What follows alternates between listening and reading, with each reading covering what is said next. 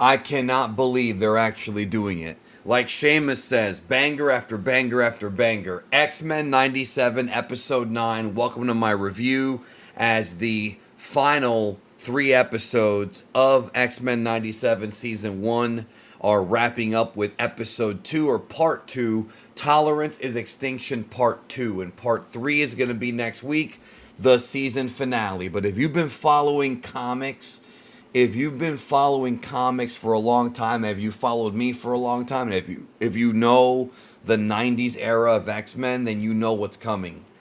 You know what is coming, yo. So, the last episode, Magneto woke up, like broke out of Bastion's control. Well, really it was Emma Frost, and caused a blackout. So now in the intro, Storm has her new costume. It's interesting because they're going backwards when it comes to the designs, and I'll get into all of that shortly. So the episode begins, Xavier wakes up, Magneto has his helmet, and remember, he declared war on the Earth. So Bastion shows some emotion. He's like carrying the body of his Prime Sentinel mother crying. So there's still some emotion in him, even though he's a machine. So Storm and Forge show up to stop some humans from attacking Jubilee and Sunspot, and all the X-Men reunite. So they have this scene with Cyclops and Xavier, and Xavier explains to them that the reason why he gave Magneto the school to take over and why he left with the Shi'ar and basically faked his death was because he wanted Cyclops and Jean to live their lives and be free of just being under him as students, because they were his first students. Now, I feel like there may have been a much better way of doing that without faking your death. I don't know. I kind of feel like there could have been a better way. So Rogue wakes up too, and Nightcrawler ends up giving her the news that Magneto survived. So the school is all smashed up at this point from the previous episode, and they have to go to Moore Island. That's the backup base. And Xavier himself takes responsibility for all of this happening. So again, maybe it wasn't a good enough reason. Now, for the first time ever, and again, if you're a 90s X-Men fan, I got into X-Men and Marvel in 93. And this story arc that we're about to see was, we're going to talk more about it when we get there, but it was a big storyline for 94. The big X-Men storyline, Fatal Attractions. We're going to get to it. So, Cyclops, for the first time ever in this show, labels them X-Men Blue Team and Gold Team. And that puts a huge smile on my face because that's right out of the comics. Blue Team and Gold Team. Blue Team led by Cyclops. Gold Team led by Storm on 2 different missions. Blue Team was supposed to go up and kind of chill Magneto out, while Gold Team goes and takes out Bastion and Sinister. So the idea was Beast he lost the central control for the Prime Sentinels, but they create this device to shut down Bastion from controlling the Prime Sentinels, which is going to be a way for them to kind of not have to worry about this army of Prime Sentinels. So Magneto actually comes down from the heavens very symbolically with Asteroid M. Rogue is starting to agree with Magneto and joins him and basically takes his side. And Sunspot does the same, even though they're not betraying the X-Men necessarily, they just trust him. I feel like this story of them joining with Magneto could have been given more time. I will say that. In the comic book version, it was Colossus that joined up with Magneto. There was a very brief time, very, very brief, where Colossus was labeled a villain. And right around the same time, Sabretooth was a good guy. That's weird, but it's true for a very, very brief time in 94. 93, 94. So, Cable knows that Jean Grey's not really his mother, and that's a very interesting scene because that's foreshadowing for something that happened later in the episode. So Cyclops decides to go to Asteroid M and gives Cable the costume. That's right, the one for Marvel vs. Capcom that he actually had in the in the comics during the Bastion Operation Zero Tolerance storyline. So there's a scene with Xavier talking to Kelly, trying to plead his case with him.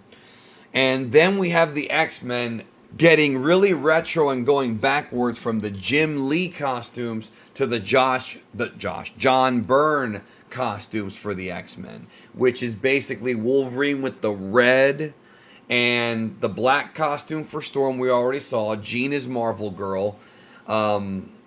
Cyclops does not have like the yellow, that sort of when he wears the blue and the yellow, it's just straight blue. And that's super retro because that's the look of the X-Men, not only in the OVA, the pilot, Pride of the X-Men, but that's what they wore before they had the Jim Lee costume. So they're going backwards. They should have already had these costumes during the Phoenix Saga and Days of Futures Past.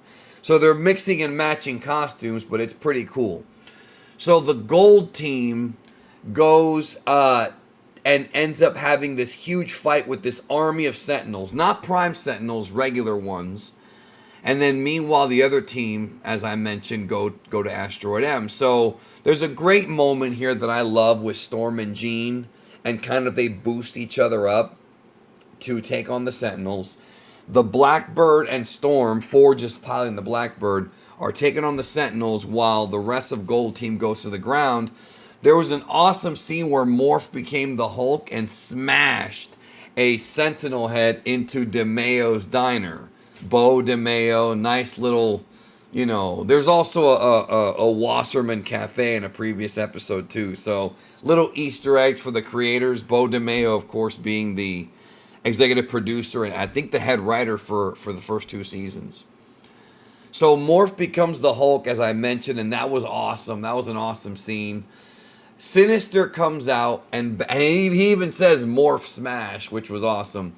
So Sinister gets into a one-on-one fight with Jean, and that's got a lot of bad blood going back to like season 2 of the old show. They fight in this bowling alley, and she uses her telekinetic powers to throw bowling balls to smash him. Then the blue team make it to Asteroid M, and Xavier's trying to convince Magneto to chill. And at this point, I'm starting to realize that Fatal Attractions is here and that Onslaught is coming down the road. Now I know for sure 100% Onslaught's coming. I'll go in more into that in a minute. So the Blackbird gets blasted and so does Storm. We don't see them again for the rest of the episode. Jean is still battling Sinister, but Sinister's mind controlling Cable. So Cable uses his telekinetic powers, and it ends up being this massive sort of beam struggle between Cable and Jean Grey. Now, at one point, they cut back to Asteroid M, and this is kind of the last scene of the episode. Xavier's about to shut down Magneto. The idea being that Xavier wants to control Magneto to reverse what he did with his magnetism, his max power. And the fight's ongoing still. Magneto's not out of it yet. He's just smashing everybody because he's at max power, just using different metallic sort of objects to pin down the rest of the X-Men. Wolverine stabs Magneto from behind. His claws go all the way through him in a very, very nasty scene. Blood dripping everywhere, just super violent. This is the reason why we probably never saw this in the old X-Men show. And again, I didn't know they were going to go this violent with this show when I first talked about me wanting them to do this and me not being sure. So what does Magneto do? Well, if you've read Fatal Attractions, I knew it was coming right here and it happened. Magneto begins to pull the adamantium out of Wolverine's body through every pore. This is going to leave Wolverine with no metal adamantium in his body for a time. He gets it back later. And instead, he ends up getting bone claws. And that is a big story going forward. Now, in Fatal Attractions, and by the way, that's the end of the episode. So they're doing that same thing again where they're combining E for Extinction, Life Force, Fatal Attractions, and Operation Zero Tolerance. They're combining all these storylines. So in Fatal Attractions, what happens is Magneto cripples Cable, which may still happen in the next episode, and he pulls the adamantium out of Wolverine, and we think he's dead for a while, but he actually does survive. His healing factor is actually able to heal him, even though he's got an adamantium skeleton. That means he can heal. He's a very, very strong healing factor, even though you're supposed to think he's dead for a while. And then Xavier shuts down Magneto's mind, puts him in a coma. What ends up happening is all of Magneto's hatred and anger boils up, and sort of like what happened with Majin Buu in Dragon Ball Z, where his anger became the skinny evil Buu.